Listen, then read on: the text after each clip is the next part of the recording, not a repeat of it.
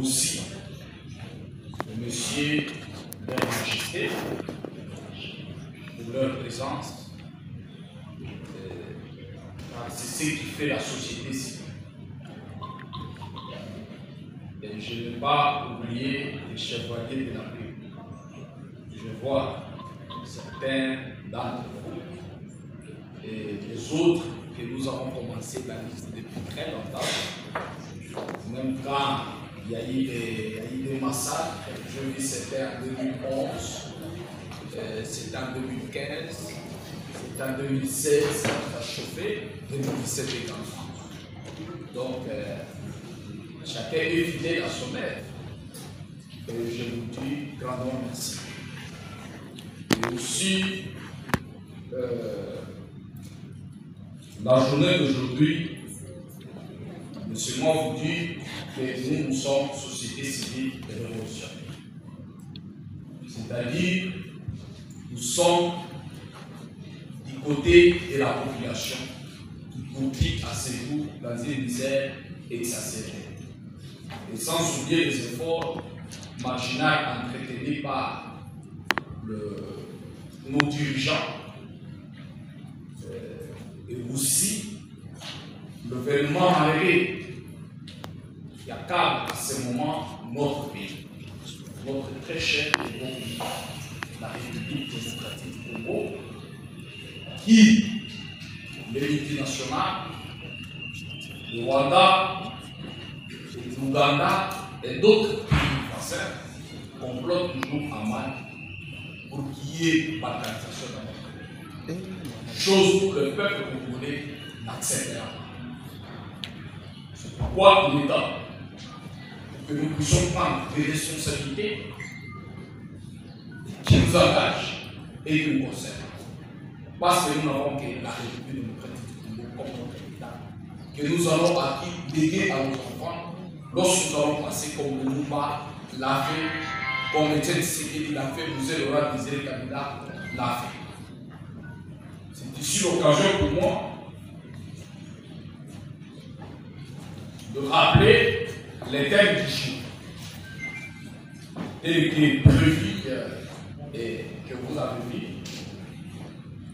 intitulé La RDC ou la République démocratique du Congo face aux enjeux sécuritaires, diplomatiques, sociaux, politico et économiques. Nous traversons, chers camarades, un moment de plus crucial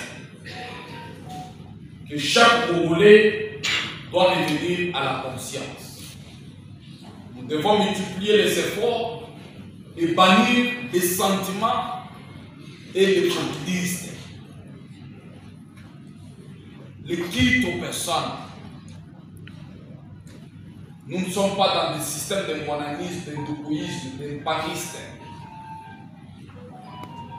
Pour dire qu'attachés aux individus, jamais. Nous sommes attachés aux principes fondamentaux de la bonne gouvernance, de l'instauration de l'état de droit et de la démocratie. C'est ce qui fait la fierté et la quintessence, c'est-à-dire les objectifs même principaux de la société civile révolutionnaire. Vous savez, nous avons commencé notre bataille sans toutefois regarder les individus, parce que chez nous, on a deux principes. Lorsque vous faites du bien, nous applaudissons. Lorsque vous faites du mal, nous nous attaquons, nous nous interposons contre le mal. Qui que tu es, c'est-à-dire que tu sois qui, n'importe quel pouvoir que tu as, civil ou militaire, car le pouvoir est du peuple. C'est ça la démocratie. La démocratie, c'est le pouvoir du peuple, pour le peuple et par le peuple. C'est-à-dire tout ce que vous pouvez faire, tant que vous avez une parcelle de pouvoir, faites-le pour l'intérêt supérieur de la population.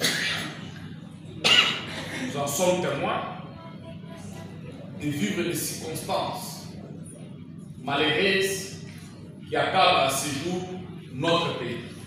Si hier, Lumumba avait été moins âgé que vous, et qu'il a milité pour obtenir l'indépendance de notre pays, a fortiori pour aujourd'hui. Comment nous devons aller chercher des solutions ailleurs, aussi longtemps que nous avons le peuple? Le peuple qui est originaire de ce territoire, de ce pays. Nous avons le chef traditionnel. Nous avons la jeunesse. Nous avons les hommes de Dieu et des femmes de Dieu qui constituent des valeurs et des forces tant spirituelles, mentales, intellectuelles, et aussi industrielles. Voilà pourquoi nous, en tant que société civile, il est temps que nous puissions maintenant prendre nos responsabilités en main et que le peuple puisse se prendre en charge. Car c'est trop, c'est trop. Comment aller devant celui qui te dit non, aidez-moi à avoir la paix? C'est chimérique et ça n'existe pas. Est-ce qu'il va vous donner la paix? Non. Il ne vous le donnera jamais. Voilà pourquoi nous voudrions faire une brève exposé pour savoir pourquoi et comment, quand, où des conflits ont commencé qui accablent notre pays. Nous connaissons la musique est toujours à l'est du pays, toujours nord et sud. Pourquoi il a fait ça? Est-ce que nous n'avons que voisins qui entourent notre République et le Rwanda et le Ouganda? Non. Peuple, rien ne peut se faire sans le peuple. C'est ça nos soldats. Peuple, rien ne peut se faire sans le peuple. Je voudrais que tout le monde puisse s'éclater. Peuple, rien ne peut se faire sans le peuple. Et si je parle, on me tue. Et si je me tais, on me tue. Pour moi, je dois faire quoi? Je dois parler. Parce qu'il y a nos compatriotes qui meurent à ce moment, massacrés. Les hommes et les femmes massacrés à ce moment où je parle. Les enfants tués, même les mineurs enrôlés dans la rue. Il y a également les femmes violées. On tue son mari, on la met au-dessus de son mari et de son corps, du corps de son mari, et puis on la viole. Quel degré de torture? Et en présence de ces petits enfants, vous avez suivi des témoignages des gynécostes, vous allez témoigner, ça fait mal. Et ça fait mal, trop, c'est trop. C'est ici l'occasion pour nous de prendre des décisions fermes pour qu'on donne maintenant un mot d'ordre général afin que la population congolaise puisse s'exécuter à ce moment. Nous sommes témoins et reconnaissants des efforts que fournit le président de la République, Félix Antoine Tshisekedi, pour le bien fondé de ce peuple. Et tant qu'il se bat, cette fois-ci il ne se battra jamais seul. Le peuple doit s'accompagner pour qu'il ne puisse plus recourir derrière les Nations Unies, derrière l'Union européenne. Ce sont des organisations de traîtres et des hypocrites qui n'apporteront jamais la paix. Si la conscience du peuple congolais est loin, comprendra plus tard ce que nous parlons. Voilà pourquoi j'ai saisi cette opportunité au regard d'une conférence tenue de presse à New York par M. Massad Bloss, envoyé spécial des Nations Unies, et pas des Nations Unies, des États-Unis d'Amérique, pour le Grand Lac. A longuement insisté sur la nécessité de s'attaquer aux causes profondes de la crise qui engraine ou qui ensemble l'Est de la RDC. Il faut s'attaquer aux causes profondes du conflit. Ce sont ces mots. Il le dit. Et les deux parties ont accepté de traiter les causes profondes dans la déclaration de principe du 12 juillet. A-t-il affirmé? Plus loin encore, il a précisé que ces causes recouvrent des questions de gouvernance, de décentralisation et même d'intégration ou de réintégration des combattants du M23 dans les forces armées de la République démocratique du Congo FARDC ainsi, ou de structures locales de gouvernance, et d'ajouter à ce qui concerne le Rwanda. Le Rwanda a des préoccupations sécuritaires et l'accord par la neutralisation des FDLR. Ce sont les propos du représentant de Rwanda. Que cette utopie,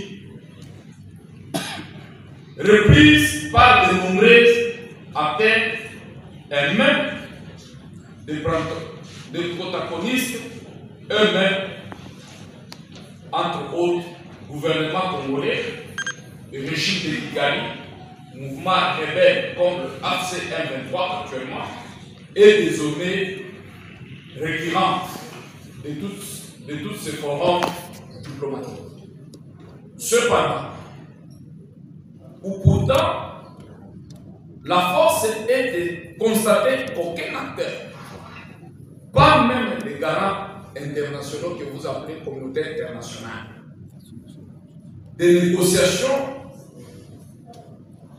n'ont jamais pris la peine de nommer explicitement ces causes profondes, car chacun joue toujours l'hypocrisie et donne le mot superficiellement.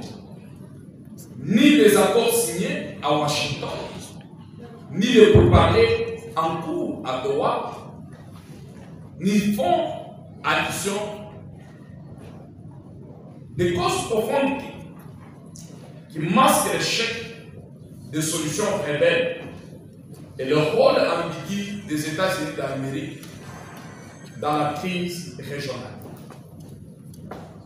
Nous voudrions ici faire voir que les causes profondes évoquées par Massad Boulos réduites à des problèmes de gouvernance ou à l'intégration des combattants ou des rebelles dans les institutions n'ont rien en réalité aucun rapport avec l'origine véritable de la crise.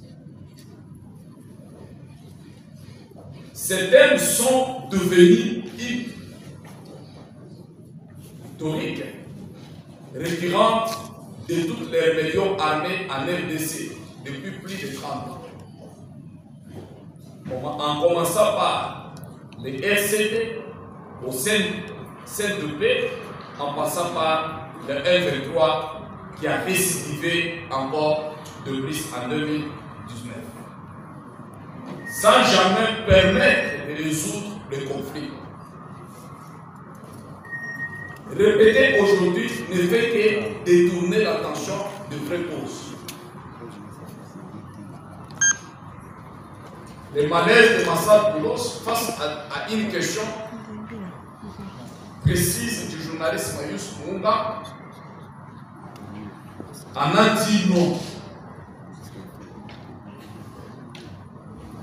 Répondre directement aurait nécessité de reconnaître la responsabilité historique et actuelle des États-Unis d'Amérique dans l'occurrence de cette citation. Car au-delà de leur rôle de médiateur, les États-Unis font aussi partie du problème. Ça vous devez le dire. Leur soutien constant au Rwanda depuis les années 1990, malgré que la sanction récente, largement inefficace, a contribué à déclencher et à entretenir les cibles de violence, la poursuite des attaques meurtrières du M23, pourtant notamment soutenues par l'Italie, en est une illustration plutôt frappante. La vérité implacable des archives est claire. Les archives sont claires, comme nous l'avons souligné. Dès la fin des années 1990, Washington a soutenu Yoweri Museveni.